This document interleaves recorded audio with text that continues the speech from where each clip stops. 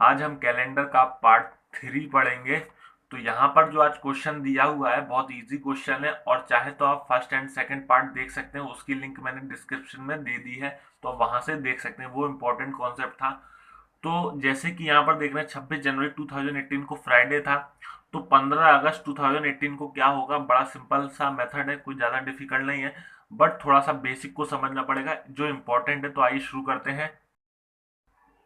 तो एक साल की बात है। एक साल में पहले कितने मंथ्स होते हैं? 12 मंथ्स होते हैं। एक साल में 12 महीने। ठीक है। अब 12 महीने में देखो डेज कितने होते हैं। मैं कहूँगा 365 भी होते हैं और 366 भी होते हैं। ऐसा क्यों? लेकिन ये 4 साल बाद आता है। कितने साल बाद आता है? 4 साल बाद आता है ये 360 डेज। 365 क्या प्रॉपर होते हैं? नहीं, ऐसा नहीं है। 365 प्रॉपर नहीं होता। एक साल में पता कितने दिन होते हैं, कितना टाइम, कितने दिन होते हैं? 365 डेज, 365 डेज, 5 आवर, 5 घंटे एंड 48 मिनट एंड 45.51 सेकेंड। आप सोच लो, यहाँ इतना टाइम होता है। तो क्या आप पूरी कैलकुलेशन इसके साथ में बोल सकते हो? 365 डेज, 5 आवर, 48 मिनट, ये सब नहीं बोलता कोई, इसलिए 365 डेज इसको बना दिया और बाकी सभी को यहाँ ट्रांसफर कर दिया। तो ये ट्रांसफर होके जब यहाँ आया तो ये पूरा एक दिन बन गया। और आया कितने साल बाद? 4 साल बाद। तो 4 से मल्टीप्लाई कर दिया, जिससे ये 24 के अप्रोक्सीमेट हो जाता है, 24 आवर्स के अप्रोक्सीमेट। और इसको बोलते हैं एक दिन। 24 का आवर्स का मतलब होता है एक दिन, पूरा पूरा एक डे। तो 365 में जब हम 1 डे को ऐड करते हैं तो ये बन जाता है 366 डे। समझ गए बात को? ये पूरा कभी 365 नहीं होता, साथ में ये भी रहते हैं। तो जब हम इसको 4 साल बाद यहाँ ट्रांसफर कर देते हैं तो ये लीप ईयर बन जाता है और डे कितने हो जाते हैं? 366 डेज। अब आपको पता है हमारे पास कितने मंथ होते हैं? 12 मंथ होते हैं, मतलब जनवरी से लेके दिसंबर तक के मंथ होते हैं। तो ये याद रखना मुश्किल हो जाता है कि कौन सा मंथ 30 है, कौन सा मंथ 31 है। 29 का तो पता होता है कि फरवरी है, लेकिन 30 और 31 थोड़ा सा कंफ्यूजन होता है, हम काउंट करते हैं अपने हाथों से। तो वैसा सब नहीं करना। आपको यहाँ पे एक ट्रिक याद रखना है। आज से नो आराम। आज से नो आराम। तो आराम का तो कोई भी मतलब नहीं है। मतलब जो आराम क्या कहते हैं, रेस्ट करते हैं ना हम लोग। तो आज से नो आराम, आज से बिल्कुल भी आराम नहीं करना है आपको। उठ जाना है, पढ़ाई के लिए बिल्कुल तत्पर हो जाना है। तो आज मीन्स अप्रैल, जे मीन्स जून, से मीन्स सितंबर और नो मीन्स नवंबर। अब ये चारों मंथ जो होते हैं अप्रैल जून सितंबर नवंबर के, ये होते हैं आपके सिर्फ 30 के। बाकी कोई भी 30 का नहीं होता। और जो बाकी बचते हैं फरवरी को छोड़कर, वो होता है 31 का। मतलब फरवरी को छोड़कर, सॉरी, फरवरी का होता है 28 का और 29 का। तो अगर लीप ईयर हुआ तो 29 का, और सिंपल ईयर हुआ तो 28 का। बाकी जो बचे वो आपके सारे कितने के हो जाते हैं? वो 31 के हो जाते हैं। तो चार मंथ जो 30 के हैं वो कौन कौन से? अप्रैल जून सितंबर नवंबर। इनका बहुत यूज होने वाला है, आप याद रखना, अभी काम आएगा क्वेश्चंस में। अप्रैल जून सितंबर नवंबर 30 के हैं। आज से नो आराम। किसी भी साधारण वर्ष में वर्ष का पहला और अंतिम दिन एक ही होता है। फिर समझिए, किसी भी सिंपल ईयर में वर्ष का जो फर्स्ट डे होता है और लास्ट डे, अंतिम दिन, वो सेम होता है। जैसे कि एग्जांपल 1 जनवरी 2018 को ट्यूसडे था, तो 31 दिसंबर 2018 को क्या होगा? तो वो भी ट्यूसडे ही होगा। तो पहले ये चेक कीजिए साधारण वर्ष क्या है। साधारण वर्ष, अगर ये जो यहाँ पे डिजिट है 18 से कुछ भी होता है, उसको 4 से डिवाइड कीजिए। अगर वो पूरा पूरा 4 से डिवाइड हो जाए तो वो हमारा लीप ईयर है। अगर डिवाइड ना हो तो वो हमारा साधारण वर्ष है। तो यहाँ ये 4 से डिवाइड नहीं होगा, तो ये साधारण वर्ष है। और जो साधारण वर्ष होता है, जिसका उसका जो पहला दिन होता है, जैसे कि ट्यूसडे है यहाँ पर, तो वही आखिरी दिन है। यहाँ पर भी ट्यूसडे है। पहला मीन्स जनवरी और आखिरी मीन्स अंतिम, 31 दिसंबर। जबकि लीप वर्ष, जो लीप ईयर है, उसमें एक दिन बढ़ जाता है। ऐसा क्यों? देखो 1 जनवरी 2016 को फ्राइडे था, तो 31 दिसंबर 2016 को क्या होगा? तो यहाँ पर एक दिन बढ़ता है, ये बात को याद रखना। आप 16 को चेक कीजिए, 4 से डिवाइड करके वो पूरा डिवाइड हो गया तो लीप ईयर। अब जब वो लीप ईयर हो गया तो एक दिन बढ़ा दीजिए। जैसे साधारण वर्ष था तो वहाँ सेम रहता है, अगर तो लीप ईयर में एक दिन क्यों बढ़ जाता है? देखिए फरवरी आता है, फरवरी क्या होता है, 29 का मंथ होता है लीप ईयर में। और साधारण वर्ष में कितने का होता है? वो 28 का होता है। जब इस 28 से अगर 29 एक दिन बढ़ रहा है तो यहाँ भी तो एक दिन बढ़ जाएगा, तो मीन्स वो फ्राइडे से सैटरडे हो जाएगा। और जो पहला दिन है वो जनवरी 2016 का वो फ्राइडे है। तो 31 दिसंबर जो आखिरी दिन है वो सैटरडे हो जाएगा, मीन्स यहाँ पर भी एक दिन बढ़ा दिया। ये कॉन्सेप्ट बहुत इंपॉर्टेंट है। अब क्वेश्चन आएंगे तो आपको पता चलेगा कैसे किसी भी साधारण वर्ष में पिछले वर्ष की अपेक्षा एक दिन बढ़ जाता है। जैसे कि 15 अगस्त 2018 को क्या था? वेडनेसडे। तो 15 अगस्त 2019 को क्या होगा? तो मैं कहूँगा थर्सडे होगा। क्यों? क्योंकि एक तो सिंपल ईयर है, ठीक है, सिंपल ईयर। और आप कहाँ जा रहे हो? 2018 से 2019 में आ रहे हो। पहली तो ये सिंपल ईयर 18 को डिवाइड दीजिए 4 से, चेक कीजिए कि लीप ईयर है कि सिंपल ईयर। तो मैं कहूँगा सिंपल ईयर है, क्योंकि पूरा डिवाइड नहीं होता 4 से। तो ये हो गया आपका सिंपल ईयर। और जब आप एक दिन एक साल बढ़ जाते हो तो आपका एक दिन भी बढ़ जाता है, वेडनेसडे से थर्सडे हो गया। फिर बात करते हैं लीप वर्ष में 2 दिन बढ़ जाते हैं। ऐसा क्यों? जैसे कि बीच में क्या आ जाती है? फरवरी आ जाती है। जब यहाँ सिंपल से आप एक दिन बढ़ा रहे हो तो बीच में एक फरवरी आ गई जो 29 का मंथ होता है। अब जैसे मैंने लिया 15 मार्च 2015, तो 2015 तो लीप ईयर नहीं है, कोई बात नहीं, लेकिन संडे है। 15 मार्च 2015 में क्या है? संडे। फिर बात करते हैं 15 मार्च 2016 में क्या है? तो यहाँ मार्च से पहले क्या आता है? एक फरवरी आती है। और फरवरी में कितने डे होते हैं? मैं कहूँगा 29 डे होते हैं, जिसमें एक दिन बढ़ जाता है 28 से। तो यहाँ एक दिन बढ़ता है ना। और अगर हम नेक्स्ट ईयर में कभी भी आते हैं, जब सिंपल ईयर में एक नेक्स्ट ईयर में आते हैं 15 से कहाँ है? 16 में। तो वो क्या होगा? एक दिन बढ़ता, लेकिन यहाँ लीप ईयर भी बीच में पड़ गया। और जब लीप ईयर पड़ गया मतलब फरवरी पड़ गई, तो यहाँ 2 दिन बढ़ जाते हैं +2। तो ये कॉन्सेप्ट को ध्यान से समझना, इसको अप्लाई करना क्वेश्चंस में।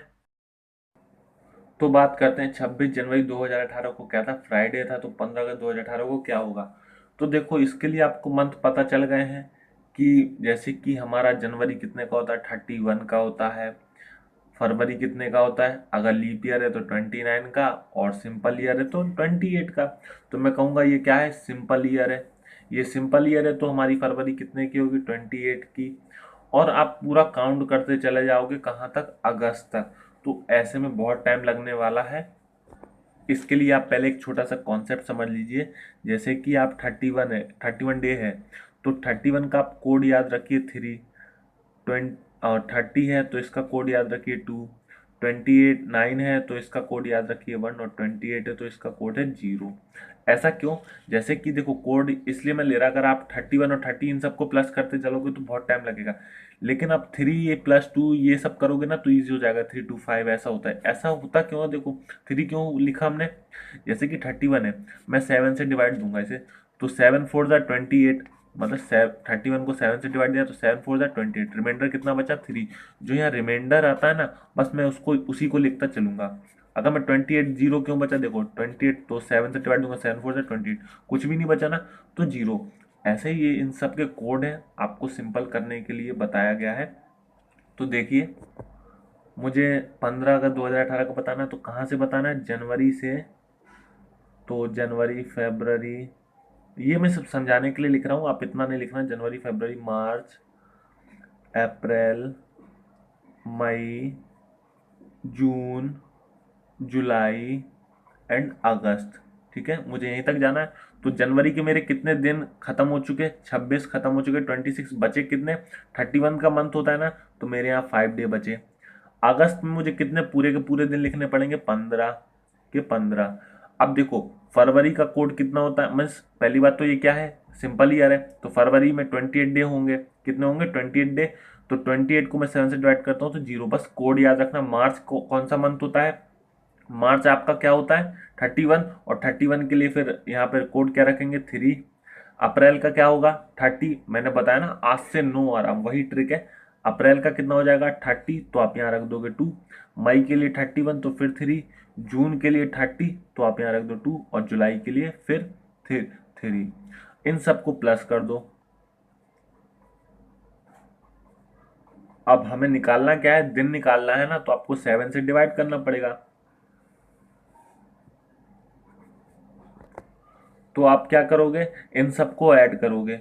5 3 8 2 10 10 3 13 और वगैरह वगैरह याद कर काउंट करते चले आओगे। तो ये सब ना करके एक इजी मेथड बताऊं, बात को समझना। जैसे कि देखो आपके पास 15 है, 20 है और 14 50 16 है। सपोज दैट अब मैं कहूँ से 7 से डिवाइड करो, तो आप सबको प्लस करोगे, प्लस करके फिर 7 से डिवाइड करोगे। इससे अच्छा आप क्या करो, 7 से सबको डिवाइड देते चले जाओ और जो रिमाइंडर बचता जाए उसको लिखते जाओ। देखो 7 से मैंने इसको डिवाइड दिया तो 7 2 जा 14, तो बचा कितना 1। 7 2 जा, फिर इसको दिया 7 2 जा 14, तो यहाँ कितना बचा 6। 7 2 जा 14, तो यहाँ कितना बचा 2। तो अब डायरेक्ट आप प्लस कर लो तो नंबर छोटे पड़ गए ना, 6 1 7 7 2 9। तो अब डिवाइड देने में सिंपल है, फिर डिवाइड दिया तो कितना बचा 2। तो यही चीज है, छोटा कर लोगे तो ज्यादा बेटर है। अब जैसे मैं आपके सामने लिखूँ 3 + 3 + 3 9 होगा, और 3 और ले लो, चलो 4 + 5 सपोज दैट इनको लिख लिया मैंने, है नॉर्मल। तो ये कितना हो गया 3 3 9 9 3 3 6 3 9 9 4 13 और 13 5 कितना हो गया आपका 18। अब 7 से मुझे डिवाइड देना, लिखना तो मुझको रिमाइंडर ही है ना। तो कितना होता है 7 2 जा 14, रिमाइंडर कितना बचा 4। समझना बात को, यहाँ 4 बचा। अब मैं इससे डायरेक्ट इसको काउंट ही कर लूँ। देखो 5 4 9, तो 9 को अगर मैं 7 से डिवाइड दूंगा तो कितना बचेगा यहाँ पे 2 रिमाइंडर बचेगा। फिर 3 3 9, अगर मैं 9 को फिर डिवाइड दूंगा तो यहाँ रिमाइंडर कितना बचेगा 2, और 2 कितना होता है 4। तो वो चीज़ आप डायरेक्ट भी लिख सकते थे यहाँ पर। अब मैं यहाँ पे क्या करूंगा, देखो जो जो मुझसे डिवाइड होते जाएगा मैं उसे करता जाऊंगा। देखो 7 से अगर मैं 15 को डिवाइड दूं तो 7 2 जा 14, रिमाइंडर कितना बचा 1। ठीक है, अब मैं इन सबको प्लस कर लूँ कुछ ना कुछ नंबर को। देखो 3 3 6, या फिर ये देख लो 3 2 5 5 2 7, तो 7 से 7 कैंसिल, 7 से 7 कैंसिल हो गया ना, 3 2 5 2 7। तो ये तो कैंसिल हो गया, कुछ भी नहीं बचा रिमाइंडर। और 5 3 8, अगर मैं 8 को डिवाइड दूं तो कितना बचेगा यहाँ रिमाइंडर 1। टोटल कितना बचा 1, मतलब यहाँ रिमाइंडर कितना बचा 1। अब मेरे पास क्या क्या बचा, देखो 1 3 और 1, तो 1 3 4 और 1 5। तो फाइनल मेरे पास रिमाइंडर बचा 5। यही आपका शेषफल है। अब जो आपका रिमाइंडर बचा बस उसी को, यहाँ पे क्या था फ्राइडे, फ्राइडे में 5 दिन काउंट एक्स्ट्रा बढ़ा दीजिए। देखिए ये था Friday, Saturday, Sunday, Monday, Tuesday, Wednesday. क्योंकि ये तो फ्राइडे है तो मुझे 5 दिन बढ़ाने ना, 1 2 3 4 5। और फ्राइडे से बस काउंट कर लीजिए, Friday, Saturday, Sunday, Monday, Tuesday, Wednesday, और आंसर इज वेडनेसडे। तो बस आपको अपनी कैलकुलेशन बनानी है अच्छी, कैसी कर सकते हो वो आप पर डिपेंड करता है। या तो आप 31 वगैरह वगैरह लिख के करोगे, या फिर आप 0 + 3 वगैरह 2 जो उसके कोड होते हैं उसके थ्रू करोगे। तो कैलकुलेशन आप जितनी जल्दी करोगे क्वेश्चन उतनी ही जल्दी सॉल्व होगा। और यहाँ पर मैं सिर्फ समझा रहा था तो मुझे टाइम लग सकता है नॉर्मल, लेकिन जब आप उसको करना तो इतना सब सजा के लिखने की जरूरत नहीं है। आप सीधा JFM अपनी सोच पर डिपेंड करो उसको। अब देखिए एक लीप ईयर का एग्जांपल, जैसे कि 26 जनवरी 2016 को ट्यूसडे था, तो 15 अगस्त 2016 को क्या होगा। सिंपल है, वही प्रोसेस है। देखिए जनवरी से अगस्त तक तो आपको जाना ही जाना है, जनवरी, फरवरी, मार्च, अप्रैल, मई, जून, जुलाई एंड अगस्त। तो देखो जनवरी के 26 हो गए तो बचे कितने यहाँ पर 5, और अगस्त पूरा का पूरा 15 लिखना है, क्योंकि आपको दिन काउंट करने हैं ना। तो जनवरी जित जहां से लेना है सिर्फ उतना ही लिखते हैं ना। बचा कितना, सिर्फ 5 बचता है 31 में से, क्योंकि जनवरी होता है 31 का और 26 डे हो चुके, तो बचा कितना 5 डे।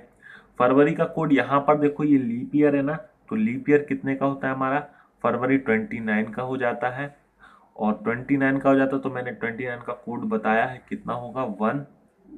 ये हो गया आपका, वापस कितना हो जाएगा, सिंपल सी बात है, बताओ 31 का है तो कितना हो जाएगा यहाँ पर 3, अप्रैल 2, फिर 3, ये 2 और ये 3, इन सभी को काउंट कर लो।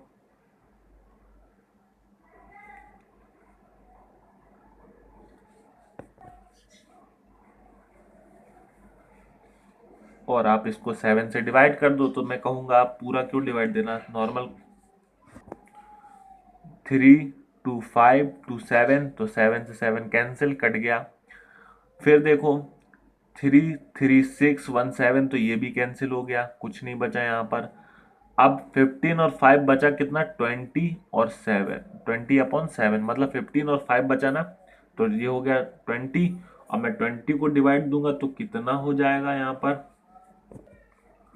7 2 जा 14। और जब मैंने डिवाइड दिया तो 14 बचा कितना, 6 रिमाइंडर, और मीन 6 क्या बचा, शेषफल।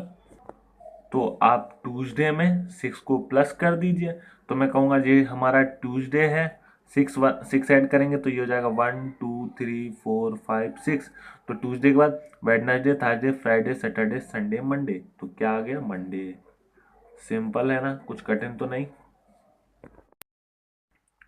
नेक्स्ट क्वेश्चन थोड़ा सा डिफिकल्ट है। 12 अप्रैल 2013 को फ्राइडे शुक्रवार था, तो 20 अगस्त 2017 को क्या होगा।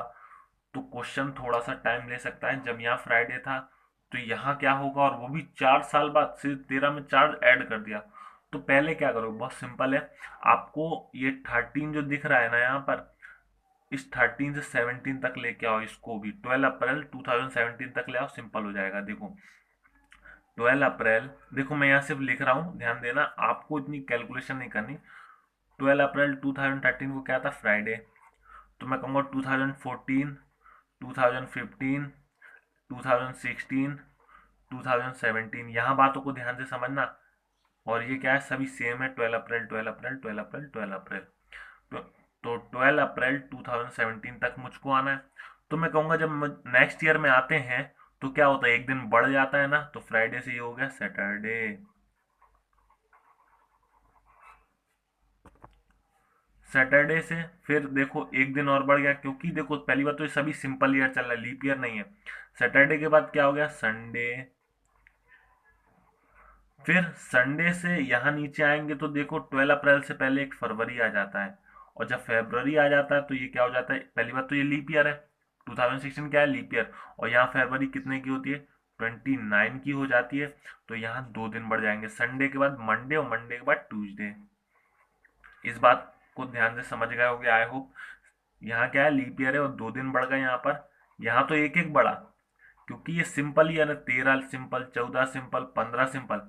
लेकिन 16 क्या है, ये हमारा लीप ईयर है, यहाँ 2 दिन बढ़ गए। फिर हम ट्यूसडे से 17 के लिए क्या करेंगे, तो बस ट्यूसडे के बाद वेडनेसडे, 1 दिन बढ़ गए यहाँ पर। अब ये क्या बन गई हमारी, देखो 12 अप्रैल 2017 बन गई। और हमको पता चल गया कि 12 अप्रैल 2017 को क्या था, वेडनेसडे था।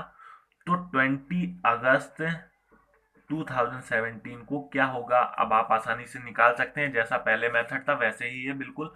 तो यहाँ पर देखिए क्या करना है, वही चीज है। अप्रैल का कोड आपको याद है, अप्रैल का कोड कितना है, अप्रैल का कोड 30। तो यहाँ पर कितने दिन निकल चुके, 12 निकल चुके, तो बचे कितने, 18। तो पहले मैं यही लिख लूँ कि अप्रैल, मई, जून, जुलाई, अगस्त, मुझे यहीं तक तो आना है। अगस्त कितने दिन का लेना है, सिर्फ 20 डेज का लेना है, अगस्त सिर्फ 20 डेज का लेना है ना। मई कितना होता है, 31 का होता है, तो मैं इसका कोड 3 ले लूंगा। जून कितना होता है, ये आपका 30 होता है, तो मैं इसका कोड 2 ले लूंगा। जुलाई कितना होता है, 31, तो मैं इसका कोड भी 3 ले लूंगा। इन सबको ऐड कर दिया, 7 से डिवाइड दे देंगे यहाँ पर। तो डायरेक्ट वही कीजिए कि डिवाइड जो जो होता जाए रिमाइंडर लिखते जाइए। तो मैं कहूँगा 7 2 जा 14, तो यहाँ कितना बचा, 4। ठीक है, 7 2 जा 14, तो यहाँ कितना बचा, 6। 3 3 6 2 8, तो यहाँ पर कितना बचा, 1। क्योंकि 7 1 जा 7, और 8 में 7 गया तो कितना बचा, 1। तो फिर टोटल कितना बचा, देखो 6 4 10 1 11, मतलब यहाँ बचा 4, 1 प्लस 6, और 7 से डिवाइड देना है, तो 6 7 4 11, 11/7 कितना हो जाता है। फिर डिवाइड देंगे तो फाइनली कितना आएगा यहाँ पर, 4, जो आपका शेषफल हो गया, मीन्स रिमाइंडर हो गया। और 4, तो आपको पता चल गया कि 12 अप्रैल को क्या था, वेडनेसडे। तो वेडनेसडे में 4 डे काउंट कर दीजिए। तो वेडनेसडे, ये था ये है वेडनेसडे। 4 डे काउंट करेंगे, 1 2 3 4। तो वेडनेसडे के बाद थर्सडे, फ्राइडे, सैटरडे, संडे। तो मैं कहूँगा संडे है, यही आंसर।